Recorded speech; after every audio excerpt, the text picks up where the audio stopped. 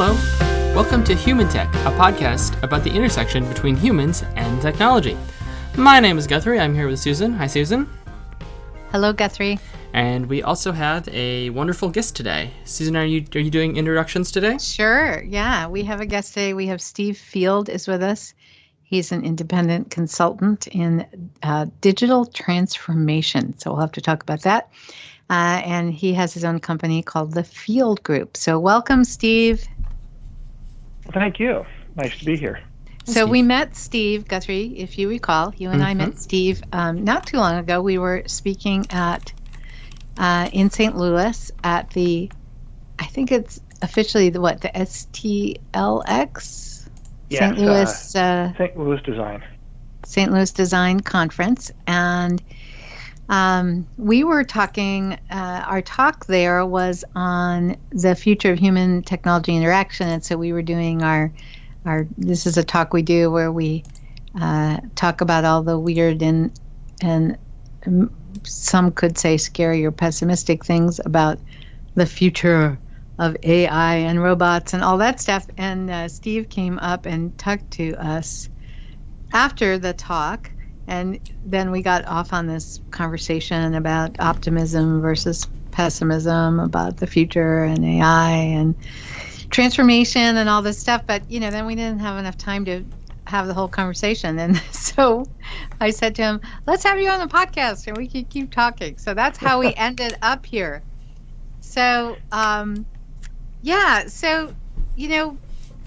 we were just, and I think, Guthrie, our last episode we had a guest on and we were talking about AI as well. So we seem to be kind of in a futuristic mode. It's very hot now.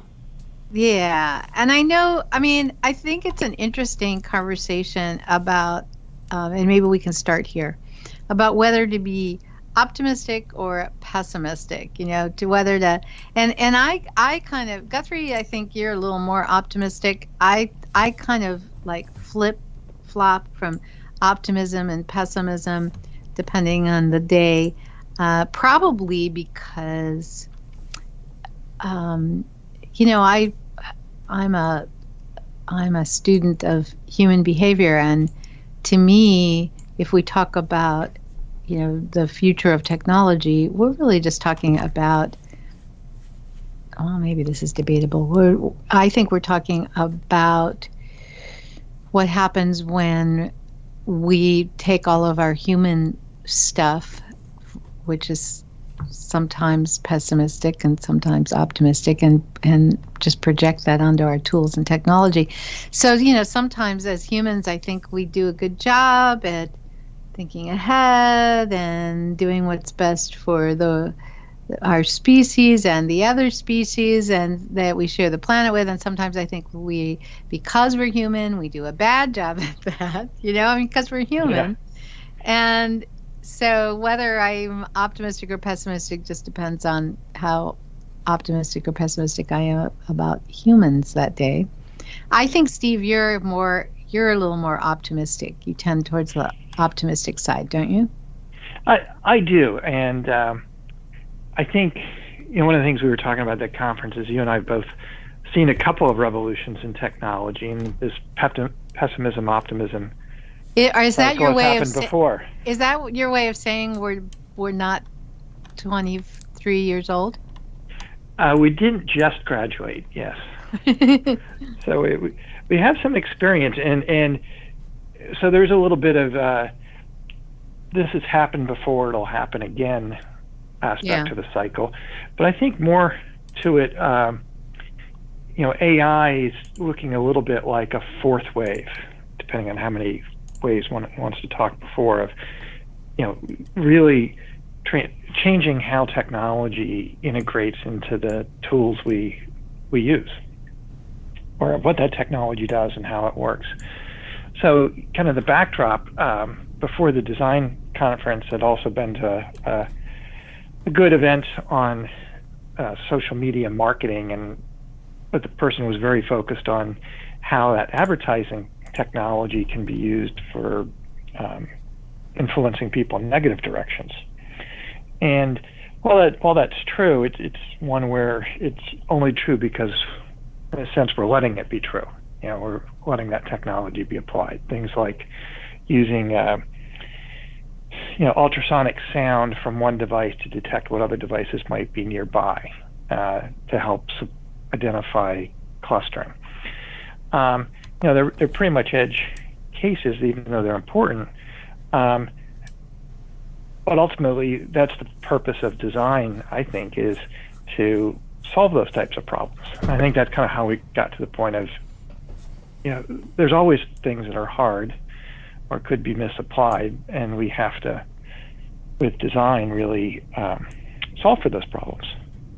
So ultimately, I think with AI, the next interesting wave will be not so much a technology discussion about AI, good or bad, but really design that's good or bad, and that many of the failures, many of the angst of things not working the right way might be more a result of bad design with AI than anything to do with the technology itself. So you're kind of saying that no matter what the technology is or the tool is, we've always faced a challenge of, is it being designed and implemented and used in ways that are useful and helpful, or in ways that are not useful or even not good for people?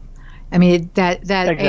AI is no different than mobile phones, is no different than computers, is no different than automobiles. I mean, it's a design question, not that as the technology gets more sophisticated, it does not necessarily get more nefarious. Not by itself, for sure. And though it sometimes can seem nefarious because of unintended consequences. I was watching an old episode of Breaking Bad and was struck by the Pontiac Aztec that he drives. That was an example of a bad designed car that just was disappointing. It didn't do what people want from cars, compared to back in the 60s. You read about some of the cars, I'm drawing a blank on which model, that if you turn too hard it would flip over. That's not just disappointing, that's deadly through bad design. But the Aztec did look weird.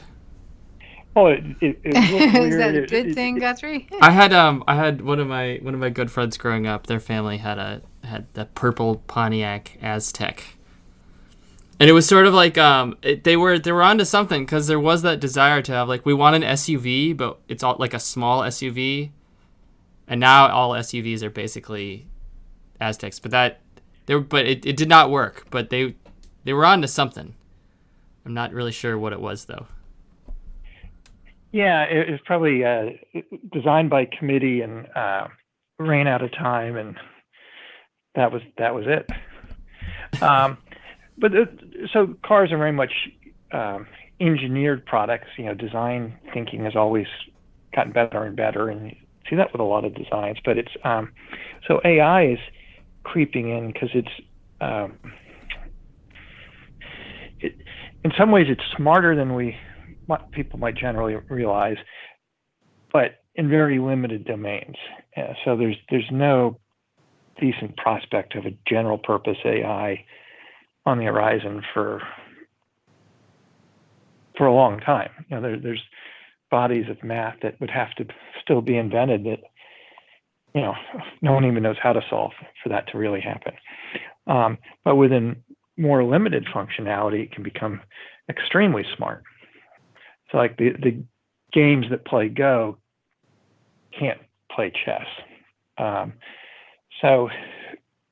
there's a lot of capabilities there that we'll see embedded in products more and more and more. So the whole human interaction now with a smart machine, kind of the Internet of Things taking on intelligent devices, I think is going to be a new opportunity for design thinking to really get into how do people want to work with machines, and there won't be a one size fits all. it could be cultural differences and just style differences in people. Like in watching the Star Wars movies, the robots are funny, but we don't really see that many funny robots around yet. And how come? Are we going to? Well, I think if they could bring some humor to them, they would potentially be more useful. Some kids' toys have been close to that, but they're really just a toy. I saw an interesting video of this. It's meant to be funny, but a gargoyle display at the at Denver International Airport, DIA, and it's got machine intelligence combined with visual recognition, so they can actually scan the crowd, who's looking at it, recognize things that people might be carrying or wearing, and cracking jokes about it. And it's hilarious. And then the animation is very effective as well. But it was doing things like recognizing somebody was wearing a big hat or pushing a cart, or it was a small child versus an adult, and adapting the humor to it. Well, Star Wars robot humor. Yeah. Very, very sarcastic. A lot of dry rolling of the robot eyes sarcasm going on. Well, yes, in many ways. Because they know better than, we're human. so dumb. Yeah. I enjoy that. Well, and not being necessarily patient, but trying to be polite, cover it up, and that becomes you're right, the dry, witty, sarcastic humor, kind of as a foil to lighten the mood.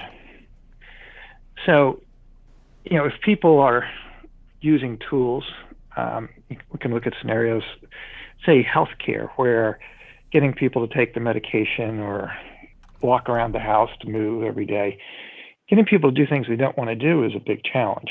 And just having a robot or a AI application that's smart and can understand the data is only half of making that change. But will there start to be able to be AI coaches that interact still in a limited fashion, but in a way that someone might actually pay attention to or enjoy the interaction a little bit? And then does that mean someone might want the drill sergeant style coach, or the whining coach, or they get to change it up because they like hearing how different versions might be funny, the way we can switch accents on GPSs. So that's just really top ahead thinking, but the idea of products and services that we use now having intelligence in them, I think means that the designing is going to go beyond just device ergonomics to now potentially, for lack of a better name, mental ergonomics. It's kind of like personality ergonomics. Yes, it's something like that, where it's really thinking of the whole experience, visual, audio, but it's intelligent. So how do we make that interaction not just kind of do the task, but have some personality to it? So natural language processing is really, from everything I'm reading, at a breakthrough point. It's very difficult to do it, but we're seeing some early examples that work really, really well, particularly with things like chatbots. So development from here on isn't necessarily requiring massive breakthroughs. It's really just acceleration of what has already been proven out.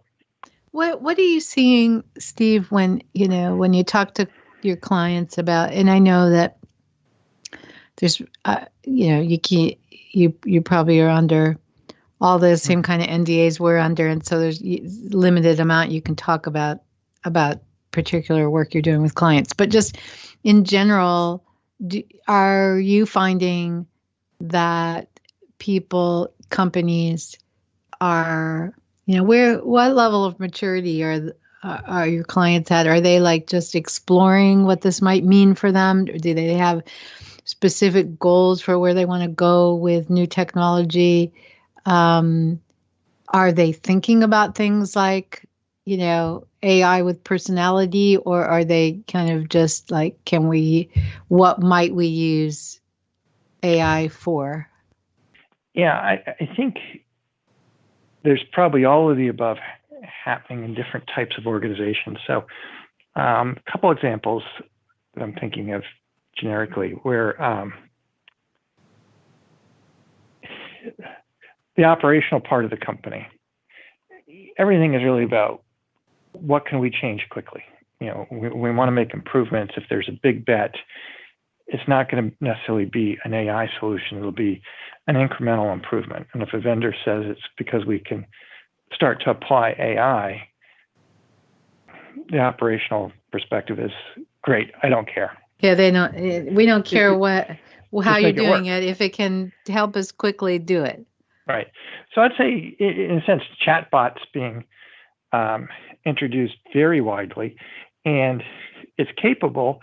And I've seen executives talk about it because they get to brag about a shiny object, but it also is a relatively safe bet at this point of starting to ensure that there's machine learning tied into it, so that the more things people work about, it's identifying the common requests and growing the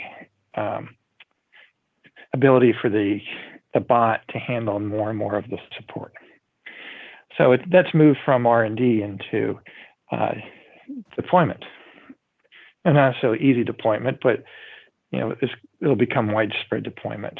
Help desks, things like that. Products. Now, when it comes to products, I think vendor companies are very much all over how to apply AI and drive those breakthroughs. So that's where a lot of R&D is coming from, whether it's here in the Midwest where ag tech is a big deal, and work to identify how can drones, which by themselves have intelligence, but fly over and use pictures of crops to forecast what kind of problem is there, disease, insects, and being able to diagnose good from impaired crops from photographs. So that visual recognition is extremely difficult.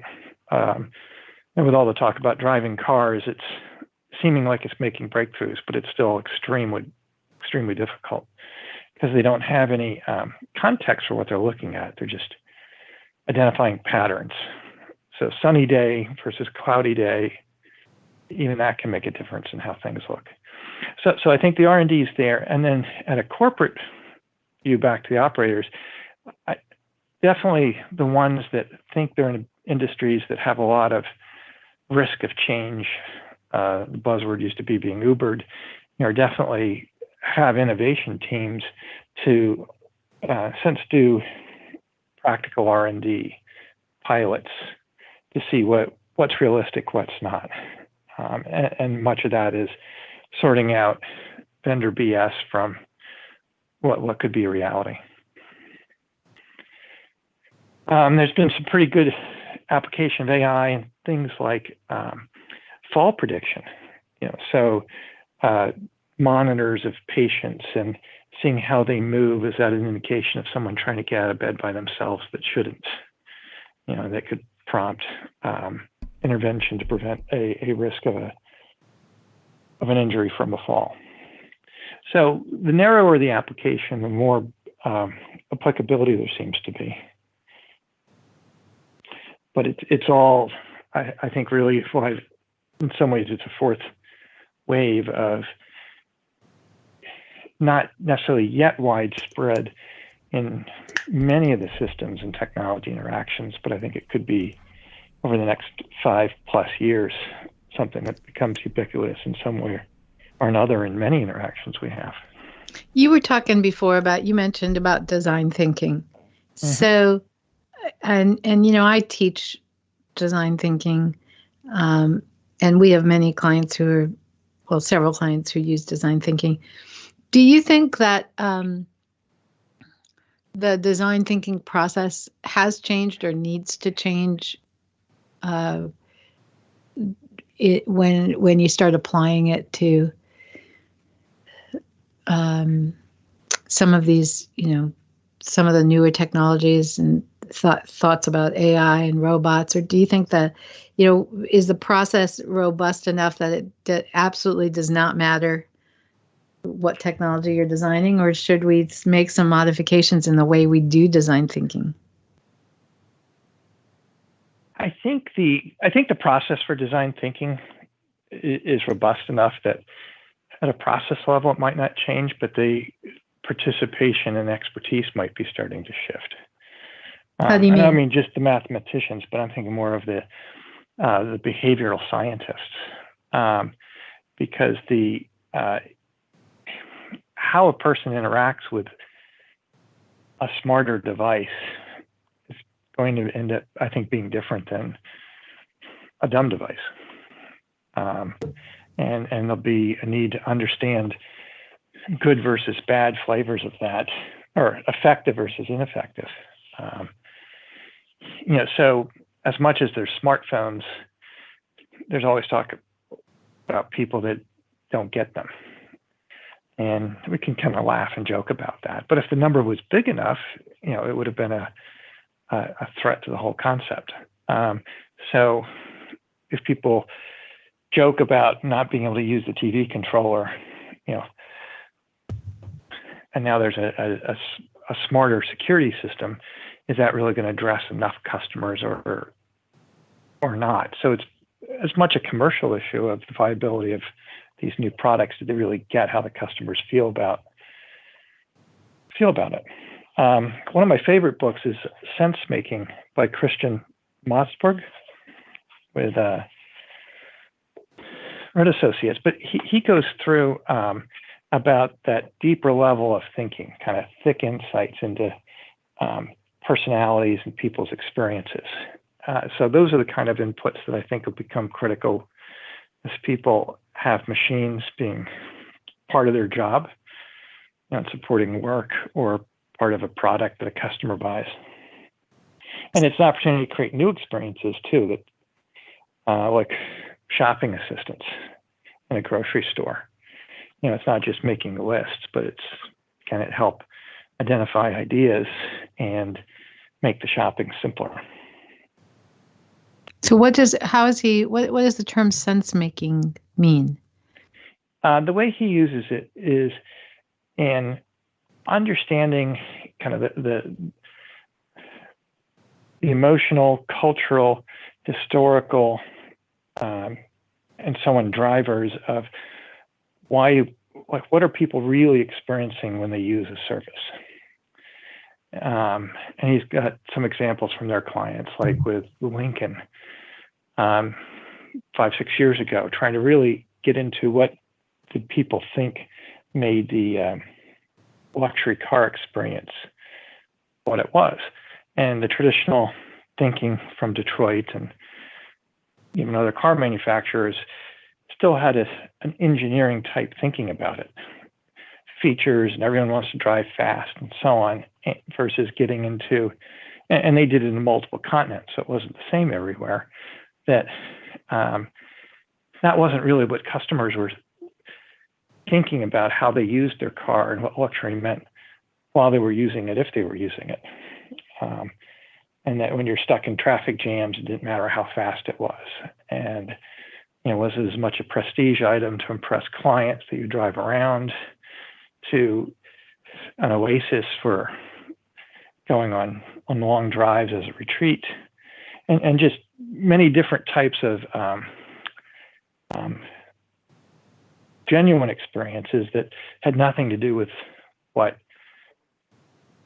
car executives thought people were buying luxury cars for. So in your experience, do you think that teams understand that? I don't even know. Well, I'll just use the term sense making. Do you think teams understand sense making, or do you think this disconnect between, the because I could see how you could do research, right, on who you thought your target audience was, And you could ask them, right? So you think you're doing research and you're asking them, what makes you think of luxury, right? In a luxury car. Mm-hmm. And if you ask questions like that, I think you're likely to get people to give you answers like, oh, well, it's very comfortable and it's very quiet and it's, it's a prestigious car, right? They'll kind of feed back to you the things you're thinking. Because that's not a real, depending on how you ask a question like that, that's not a very deep question. And you're likely to get kind of surface answers. So how do you get a team to break away from, the normal questioning and acceptance of normal answers and dig deeper into the insights? I think, you hit a very important point, because many times what I've seen is the product teams think they're doing research, and that research can be very self-confirming. So it's the subtitle of the sense-making book I thought was pretty interesting. It's called The Power of the Humanities in the Age of the Algorithm. Because it's really a call to take a step back, particularly when it really, really matters, to ensure that the kind of like the heart of the customer is well understood and their motivations, and then designed towards that.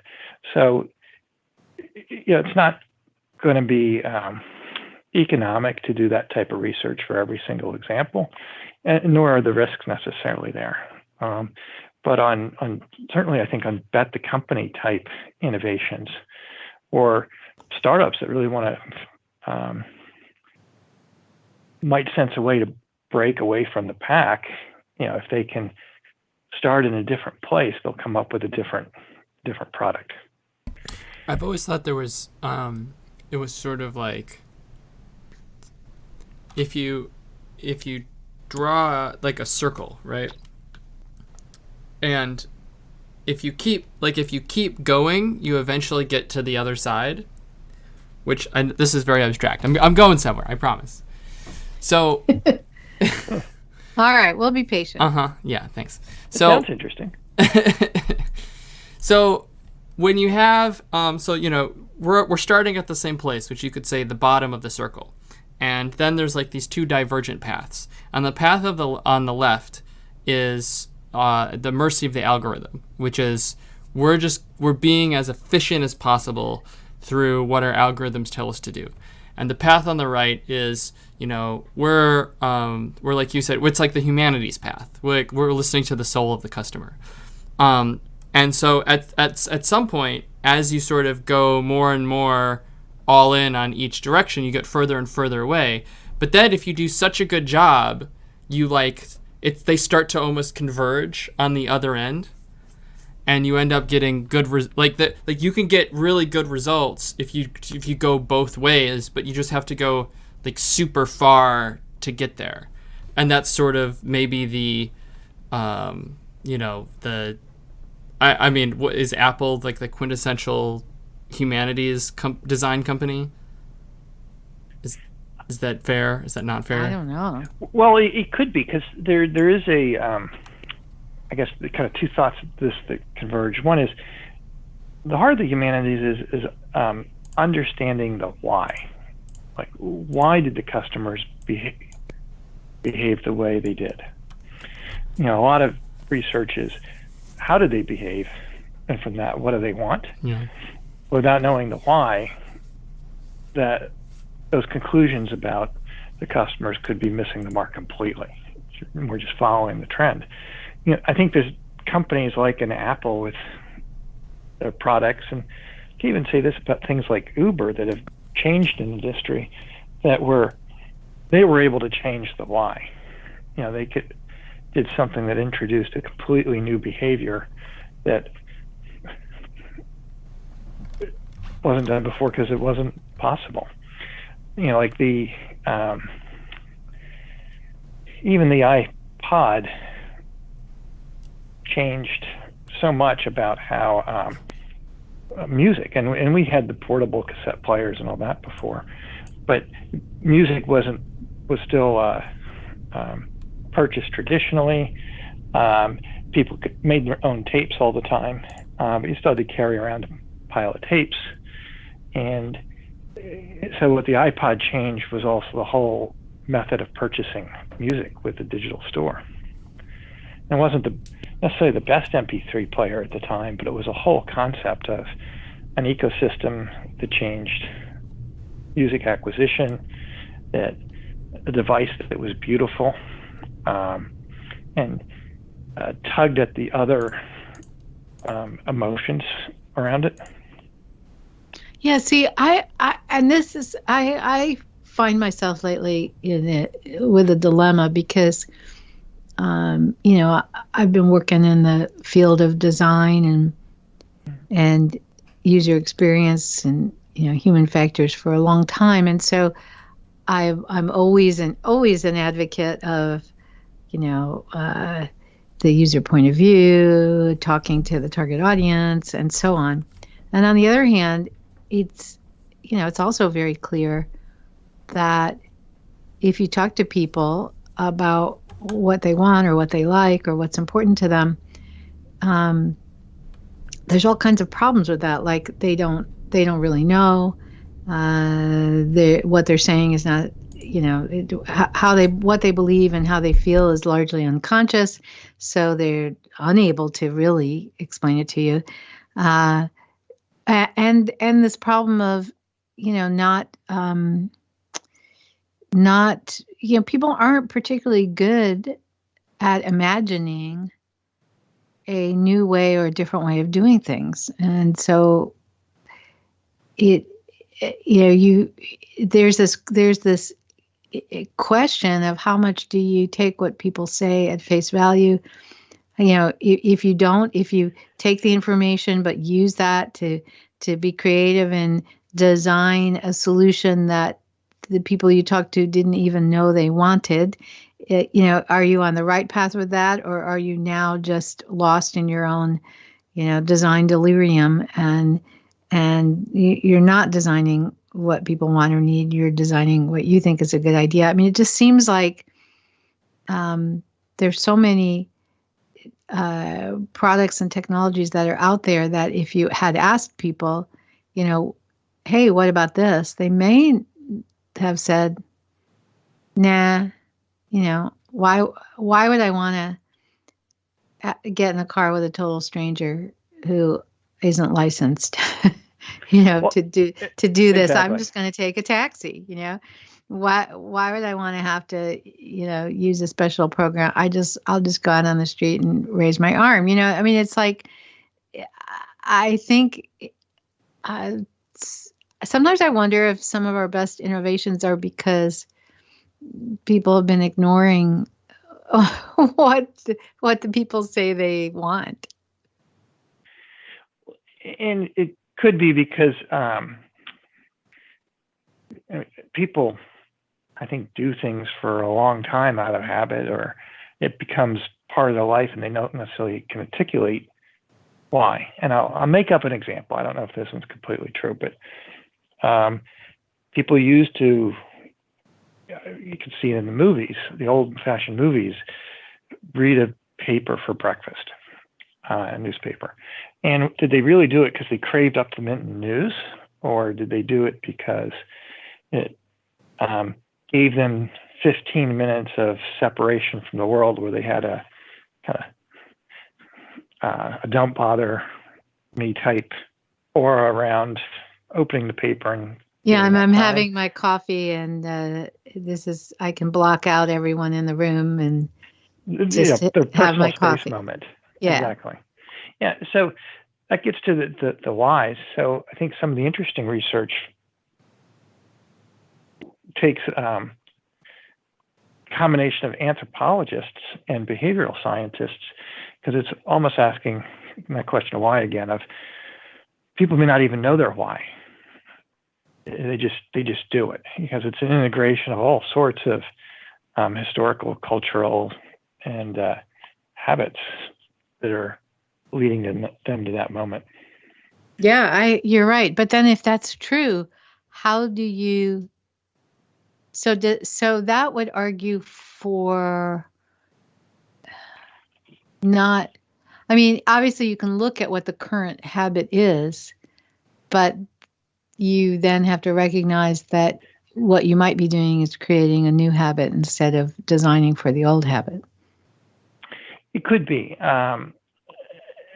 without understanding that if someone thought they knew what were the essence of why the people were behaving that way. We'll use Uber. They did come up with a good approach to, and a lot of people didn't take it in the beginning because it didn't seem safe. All the question marks, but it was fast, proved to be a lot more reliable than people thought. I think I've only come close to dying in a car once. A horrible, horrible driver. So you kind of, the 1,000 other rides were good. So you start to weigh that against, similarly bad taxi drives. And,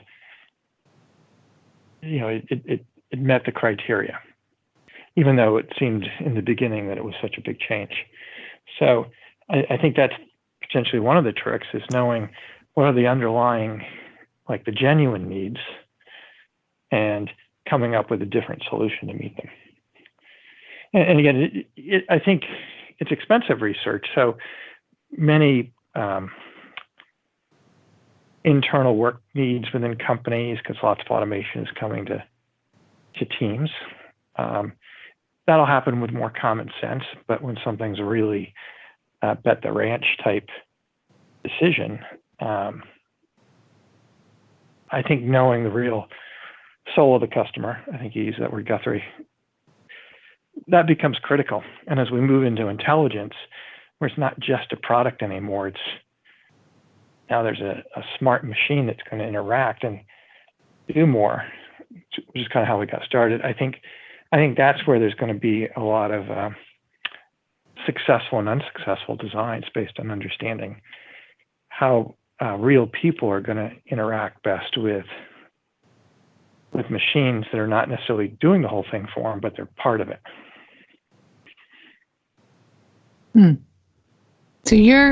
So Guthrie, I think we can put Steve on the optimistic end of the spectrum, can't we? Yeah, Steve, on a 1 to 10 scale, where 1 is a Skynet dystopia, and you mean 1 is pessimistic? Is that what you're saying? Oh, yes. Sorry. Okay. And 10 is optimistic? 10 is heaven on earth, where the AI caters to our every desire. Well, wait a minute. 1 could be pessimistic about AI catering to our every desire. So, what's this question? I don't even know what that means. What? You don't know what means?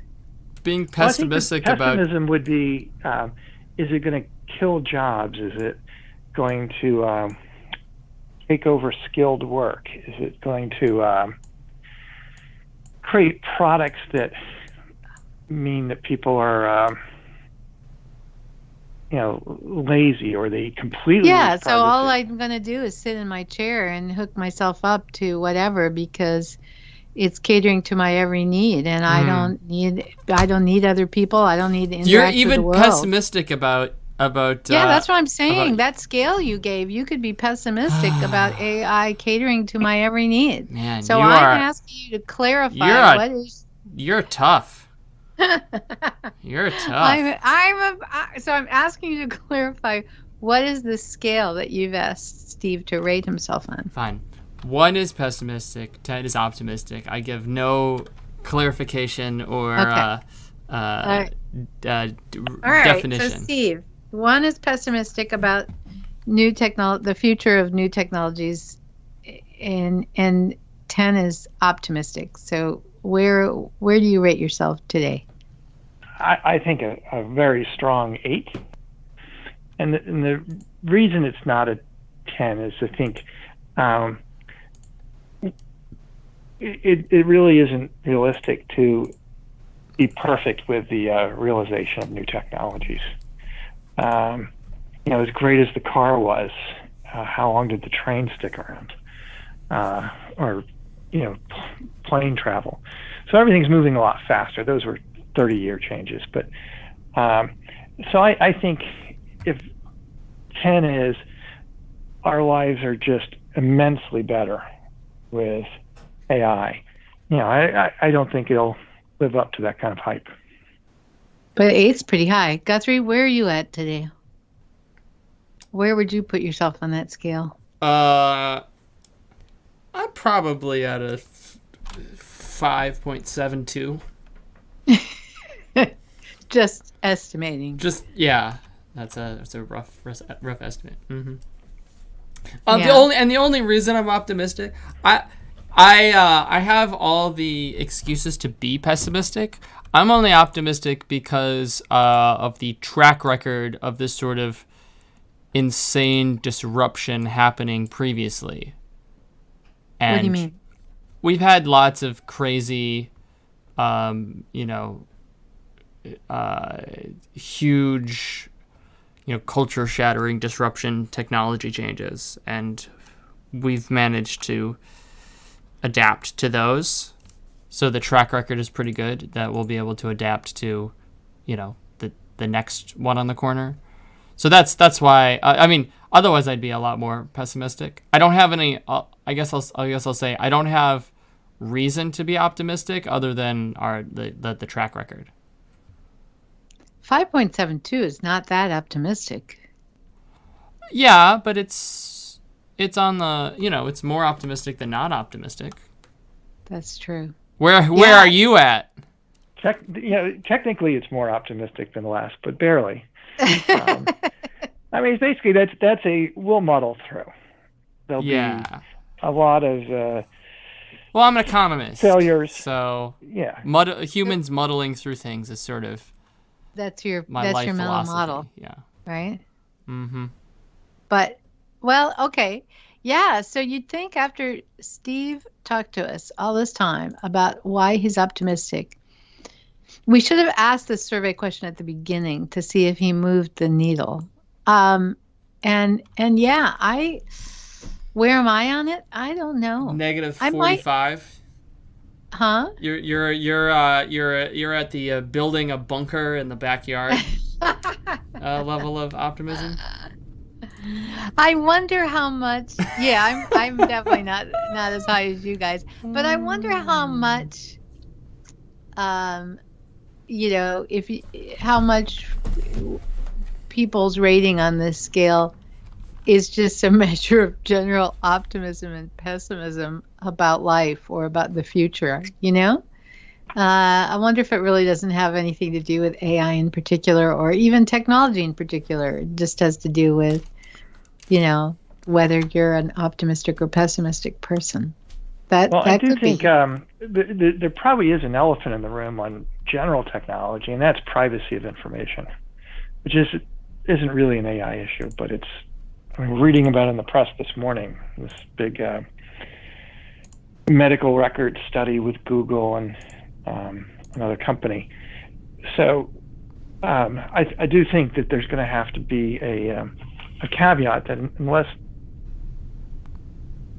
privacy is addressed and people have much more data privacy than today, technology will be viewed as negative for a while, or risk being negative for a while. And even more important than privacy is trust. Because even if the tech companies do come to their senses, and I know a lot of people, okay, and Apple says that they do all of their processing locally on the phone. And you can tell that to a lot of people, and they go, sure. Oh, you mean it does? So it doesn't even matter if it's true. People don't trust that it's true. Right. And that's what's affecting their behavior, is their belief, not the reality. So it would go a long way towards having the privacy goes a long way towards people thinking that there's privacy, but it's so the cat is so far out of the bag now that that's a really it's an interesting point, because how you feel about privacy and how important you think that is depends a lot on what culture you live in. I mean, I think, you know, certainly in some places, like perhaps China, you know, do they, I don't know how do they trust all the stuff their government is doing that around privacy that I think, you know, if here in the US, if we thought our government was doing that, or if we knew our government was doing that, you know, would we be more or less okay than what's going on over there? And what about in Europe? You know, I think there's not, I don't think there's a universal set point of either how much you trust whoever, governments or tech companies, or even which issues you think are problematic. I'd agree with that, because the two examples I've heard that highlight it, one is for sure China, where they're using technology tools to monitor people, and people are getting hurt, you know, not just harassed, but hurt, policed, arrested. So there, it's a government control and using these tools nefariously. And if the Chinese come after me, I'll be really embarrassed for saying that. But that's certainly the image that is given. Yeah. And then a place like India, where discussions with, you know, friendly discussions with people about healthcare and the billions of people they have, you know, and their belief that they'll have much, much more effective healthcare than ours in a few years, because they have so many unserved people so remotely, you know, limited infrastructure, that they'll be pushing into telemedicine and tools, AI assistance, all sorts of things, because for so much of the country, that's a big improvement. So it's so they don't worry about privacy compared to results, not getting any care. Right. So it's very contextual of how it's being used and what type of information it is. Well, it's very interesting, because a lot of people who, not all, but there are a lot of people who definitely complain in the United States about tech privacy, and that's a big issue for them, as it, you know, probably should be. But at the end of the day, it's like, well, do you want to be able to talk to your phone and it being able to like process the sound waves into text so that it can do something with? Because if you know, all the neural networks, like, you just need 1 billion data points. So either, I mean, there are probably lines you can walk where you can anonymize your data, but if you want better results, these companies need to be tracking all of your data and mining it and then using it to come up with better algorithms. Well, and when it's to do something useful, and I'll leave that undefined for the moment, many people say, sure, that's good. And when it's used to pitch products, market, reprioritize which articles and ads one gets to try to nurture people, most people say, well, you know, that's over the top. I don't want that type of profiling. So that's where it's getting.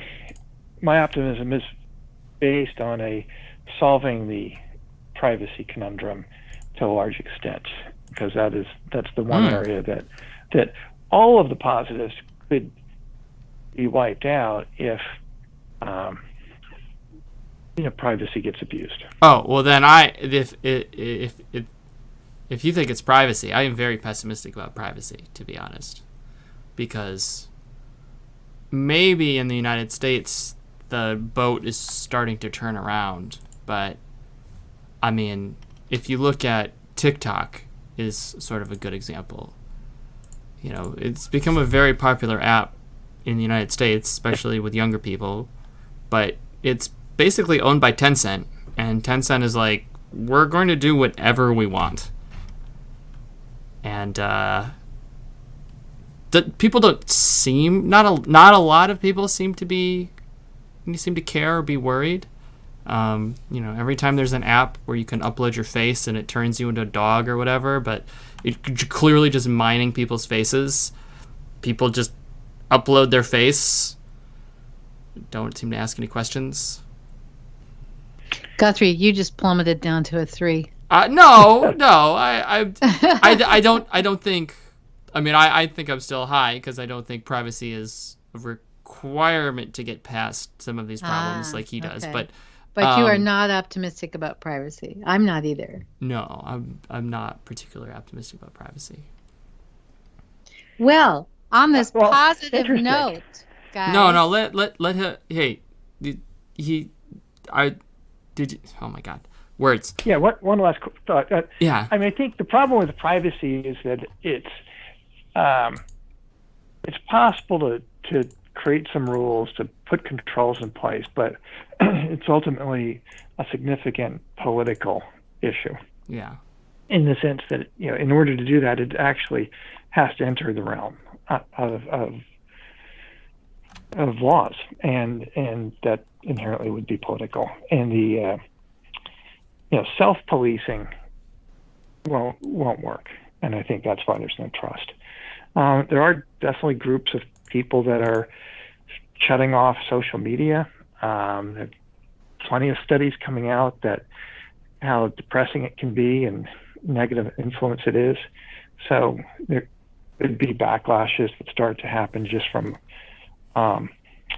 people's perspective of it as millennials move through the workforce and have kids themselves. Are they still hunky-dory with it, or will it be something they start to avoid, or they seek out alternatives that have stronger guarantees of privacy? Has there been alternatives to Facebook? Has there been a technology in the past, and I'm trying to think in like the far past, that was too far and people stopped using it because it was like, oh, we don't like what this technology is doing? Wow, that's an interesting question. Well, I guess it's tough to have comparative technologies because nothing existed like social media, but other products, and this is perhaps a stretch, but certainly like late 1800s, early 1900s, I believe, cocaine was in products. It wasn't illegal, and it took a while before it was viewed as enough of a problem that it was outlawed. Seeing a special the other day, the German army during World War II, at least the early days, made heavy use of methamphetamines for energy boosting. So I don't think technology like we think of computers had a parallel, but for their era, there may have been technologies that were deemed too bad, and others that were deemed as bad but ended up working out just fine. The history of technology advancements in business always had promises of laying off workers, destroying jobs, and yet new jobs always were created to soak it up. Farming implements, productivity improvements of farming the last 100 years are probably greater than any other industry. Guthrie, I like that question. So I don't know, but social media is certainly a very unique conundrum because it gets its hooks in people. It is. I mean, the icebox is no longer with us, but that's only because it was replaced by the refrigerator. Right. And governments have certainly tried to regulate certain technologies with some success. That is true. You can't go to your local store and buy a tank. Can't go down to Tanks R Us. History with drugs and meth. It's a little mixed. I'm not sure exactly if how successful or unsuccessful that was. But yeah, because that's so far, once humanity has a technology and a tool that they like to use, it does seem to be that it's just full steam ahead until something better replaces it. So that's So I'll completely make up an example yeah. of what might come. Recent studies in broadband industry, I'll leave it that generic, showed that what families and customers want in their home from their internet experience wasn't what broadband companies necessarily thought.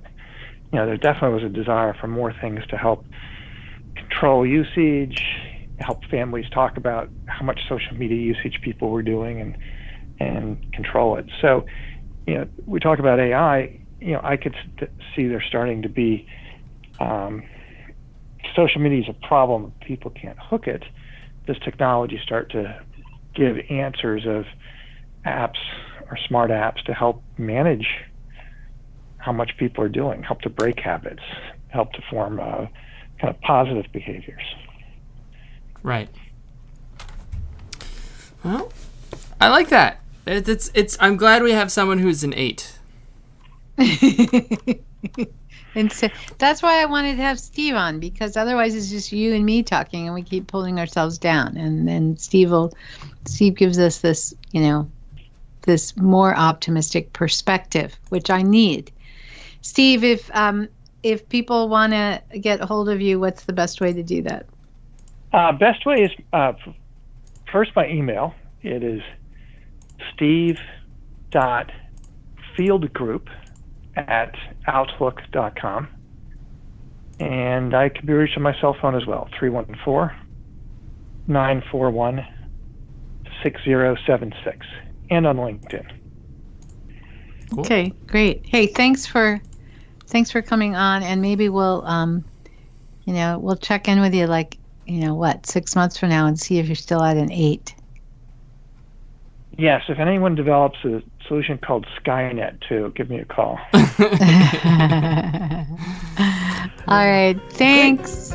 Bye. Wonderful call. Thank you. Bye-bye.